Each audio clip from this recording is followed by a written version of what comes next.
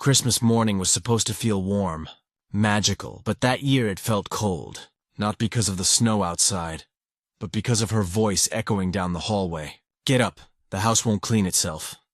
I was 16, and instead of unwrapping gifts, I was scrubbing the kitchen floor. Funny, right? Everyone else in the neighborhood was opening presents, and I was opening old cabinets full of dust. Back then, I thought she hated me. But now looking back, I'm not so sure hate was the right word. Because when I found that hidden box, the one wrapped in faded red paper under her bed, everything I believed about her shattered. You ever think you know someone, and then one moment tears the truth open like cheap wrapping paper? Stay with me, because before this story ends, you'll see why I'll never look at Christmas, or my mother, the same way again.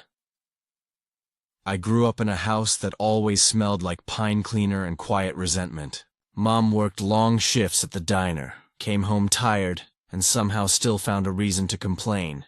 She wasn't the type who said, "I love you." Her love came in chores, in lists taped to the fridge, in the way she corrected how I folded towels. I used to think that's just how mothers were. Sharp edges wrapped in exhaustion. Christmas was never our thing. Other families had matching pajamas, laughter, and hot cocoa by the fireplace. We had noise, clattering dishes, the hum of the vacuum, and her sighs cutting through every attempt I made to make the day feel normal. One year I tried decorating a small tree I found in the attic. When she saw it, she didn't smile. She just said, "Who's gonna clean up all that mess when the needles fall?"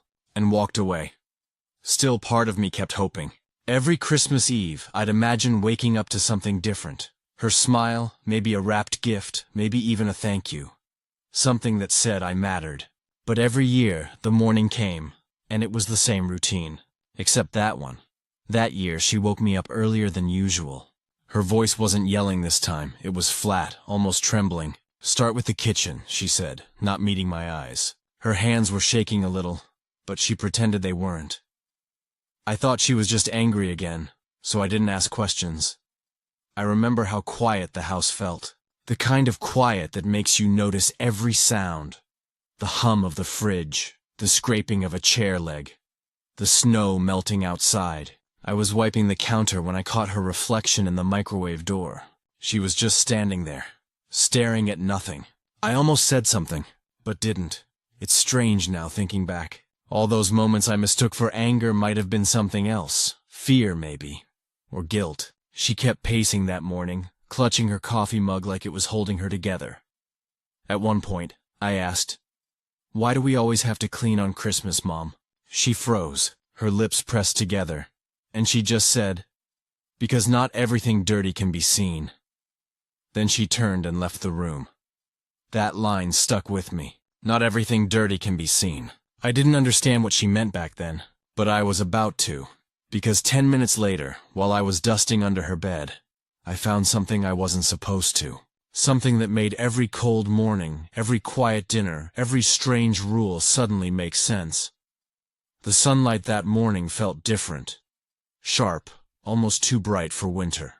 It spilled through the blinds and hit the dust floating in the air like tiny ghosts. I kept my head down, scrubbing the floor, trying not to think about how much I hated Christmas. Mom moved around the house like she was running from something. Her footsteps kept stopping and starting. The kind of rhythm that made you feel watched even when her back was turned. Every few minutes, she'd peek into the room. "Don't forget the corners," she'd say. "And the baseboards. People always forget the baseboards." People. As if anyone was coming over. We hadn't had guests in years. I tried joking once, half to break the tension. "Who's coming, Mom? Santa?" She didn't laugh, just stared at me for a second too long and whispered, "You wouldn't understand," before walking off again. The weird thing was, she decorated that year. Not much, but enough to notice. A small tree by the window, one string of colored lights across the wall, and a plate of cookies that hadn't been touched. It was the first time I'd seen her try in years, but her face said something different. Something like regret. As I worked, my mind started spinning. Maybe she had someone coming over. Maybe she was hiding something. Or maybe this was her way of keeping me busy so I wouldn't find out what was really going on. I didn't know which scared me more. Around 9 a.m., I heard her in her room. Drawers opening and closing, soft thuds against the floor, then silence. I thought she'd gone out, so I took a break. My hands were raw from the cleaning spray, and I sat against the cabinet, staring at the Christmas lights blinking slowly in the reflection of the window. Red, green, like a heartbeat. That's when I noticed it, the faint sound of paper crinkling behind me. It came from her bedroom. My first thought was that she was wrapping gifts. But no, Mom didn't believe in gifts. She called them unnecessary clutter. I wiped my hands, got up, and walked down the hallway. Her door was half open, and I could see the edge of her bed. Perfectly made, not a wrinkle out of place, but something red was sticking out from underneath. A corner of what looked like wrapping paper.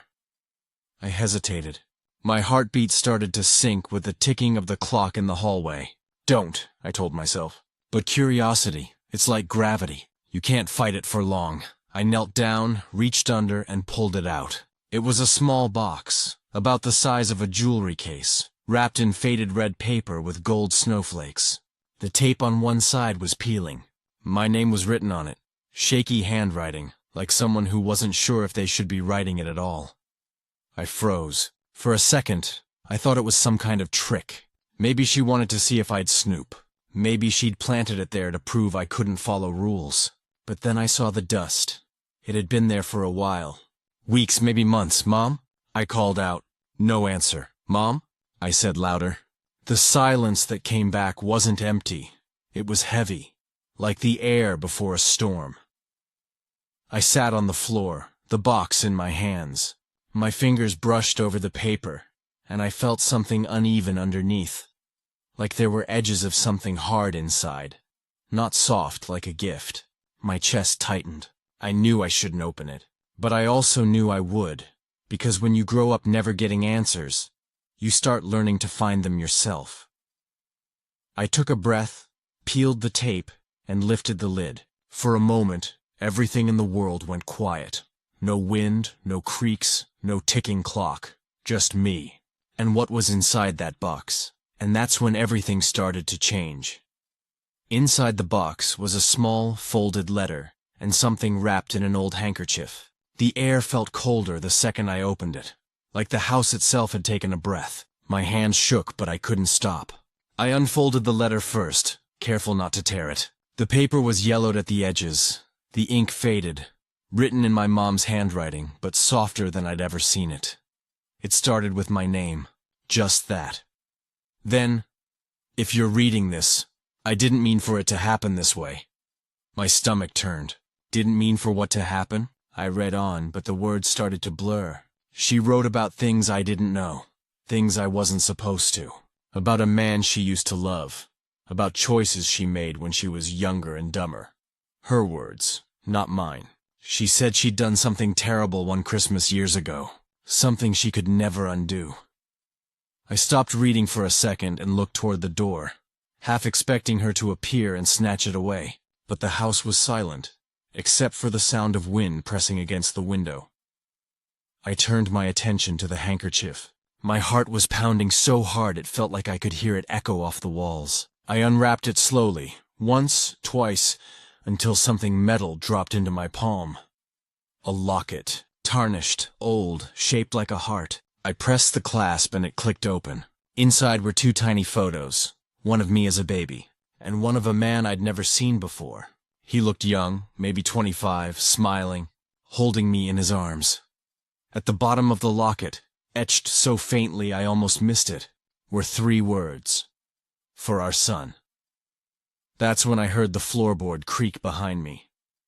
I froze, clutching the locket in my hand. Mom was standing in the doorway.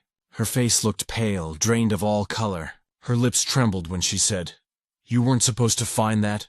I didn't move. I just stared at her. "Who is he?" I asked. She didn't answer. She just walked in slowly, her hands shaking, eyes glistening with tears that never fell. "Put it back," she whispered. "Who is he?" I asked again, louder this time. She looked at me like she was staring at a ghost. Then she sat on the edge of the bed, clutching the blanket like it might hold her together. "He was supposed to come back," she said quietly. He promised he would. Her voice cracked, and suddenly I wasn't sure if I should feel angry or scared. You told me Dad left us. You said he didn't care, she nodded slowly. That's what I needed you to believe. I felt heat rise in my chest. Anger, confusion, fear all tangled up. Why? Why lie? Because the truth would have destroyed you, she said. And me. For a second I thought she might explain. I wanted her to. I needed her to. But instead she stood up, took the letter from my hands and said, "You've seen enough." Then she turned toward the window. Like she couldn't bear to look at me. I stood there, the locket still in my hand, feeling like the ground had just shifted under me. Every Christmas, every fight, every strange silence. It all started fitting together in ways I didn't like. She whispered something then. So soft I almost missed it. Not everything you lose stays lost. I didn't understand what she meant, not then. But when she walked out of the room, leaving the door slightly open, I caught one last glimpse of her reflection in the mirror. She looked relieved, like a woman who'd finally stopped running. I looked down at the letter again. There were still words left unread, and I knew, deep down, that whatever came next, it wasn't just a family secret. It was a truth that would rewrite everything I thought I knew about her, and about myself. I sat there for a long time, the locket heavy in my hand, the letter trembling between my fingers. My mind couldn't stop replaying her words. He was supposed to come back. It echoed like a broken record. That night, after she went to bed, I couldn't sleep. The Christmas lights in the living room blinked through the cracks in my door, painting the walls in shifting colors. Red, green, red, green. It felt like they were mocking me, flashing over pieces of a life that suddenly didn't fit together anymore. I picked up the letter again, my hands sweating even though the room was cold. I started reading the rest, the part she hadn't wanted me to see. She wrote about a fight. A Christmas Eve years ago, before I could remember, she and the man in the photo had argued, loud enough that the neighbors could probably hear. He'd wanted to take me with him. She said no. He said he'd come back for me once things settled down, but he never did. Then she wrote something that made my skin crawl. When he left, I followed him. I needed to make sure he wouldn't take you again.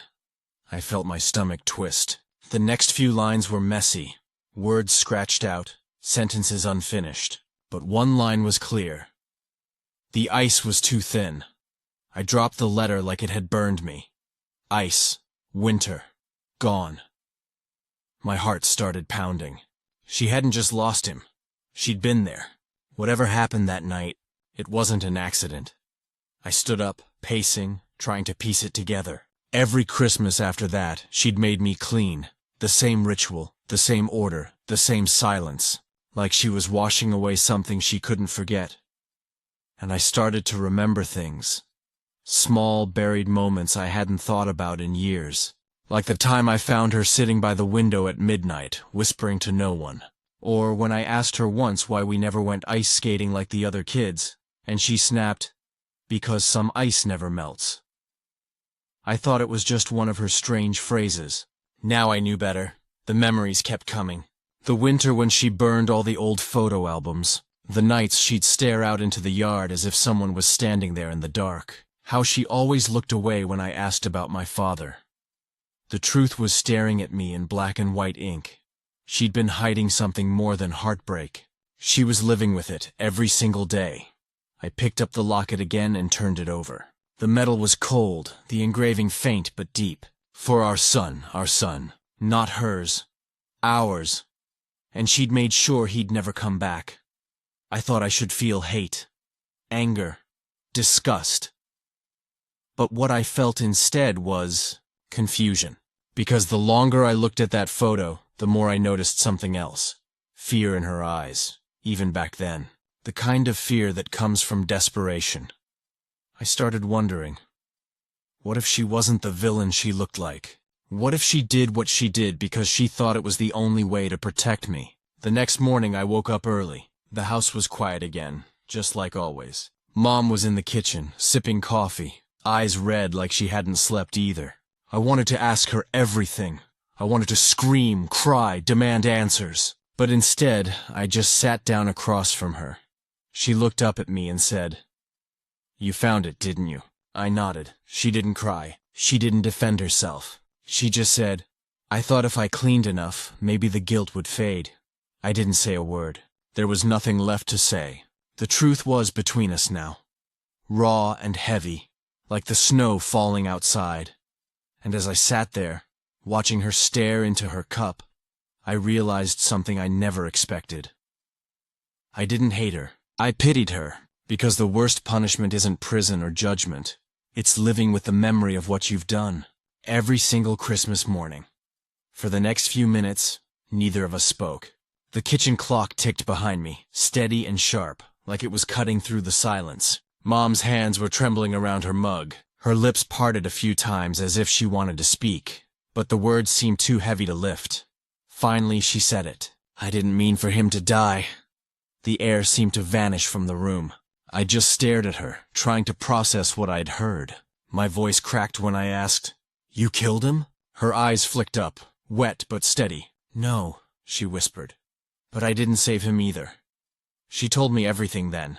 The kind of story that feels like it belongs to someone else, not your own family. That night, Christmas Eve, they'd argued outside by the lake. My father had threatened to take me. Said he couldn't stand seeing me live under her rules anymore. She'd followed him out into the snow, yelling, crying, both of them saying things they didn't mean. "He slipped," she said quietly. "He was standing near the edge. The ice cracked." She swallowed hard. "I could have reached him. I could have pulled him out, but I didn't." I wanted to interrupt, to tell her she was lying, but her voice was too calm, too certain. "He went under. I watched him disappear."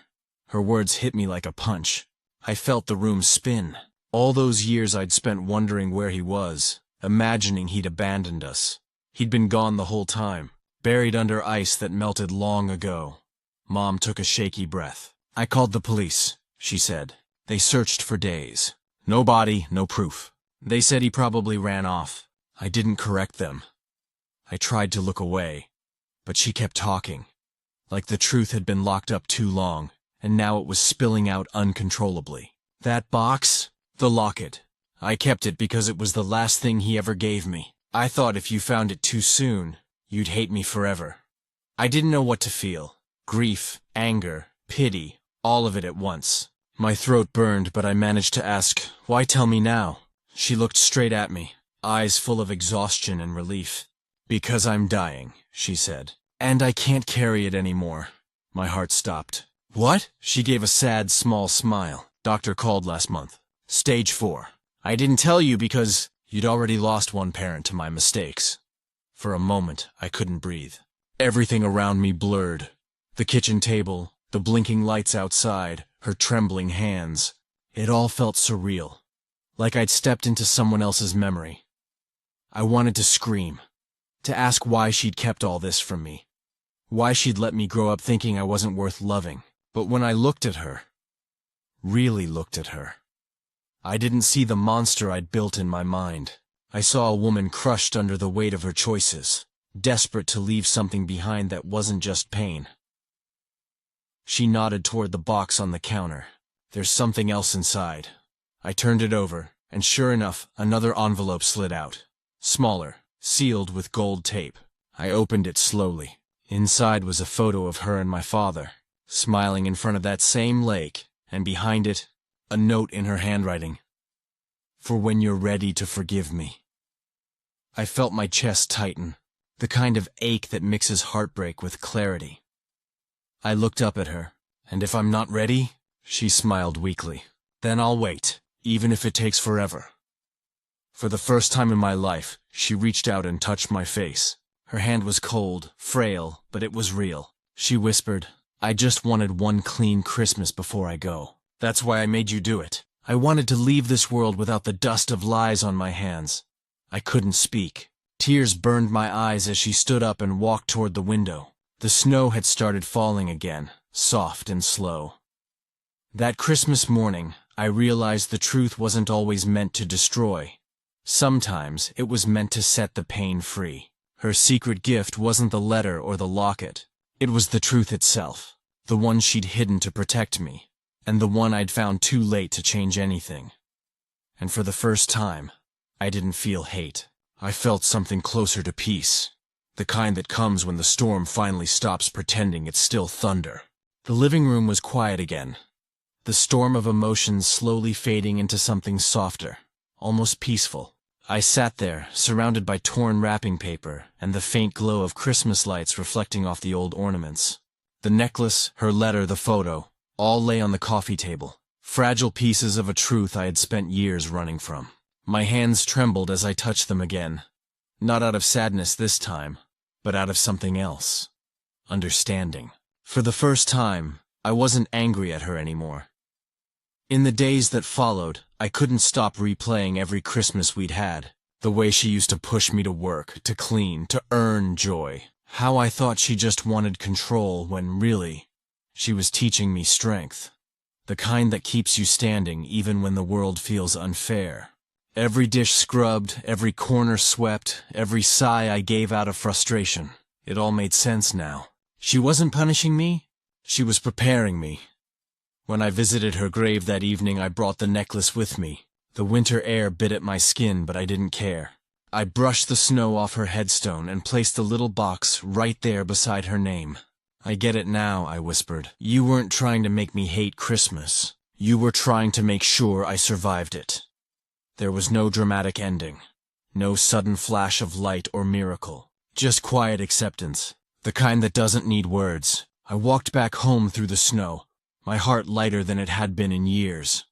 That night, I cleaned the house again. Every surface, every shelf, until the place gleamed.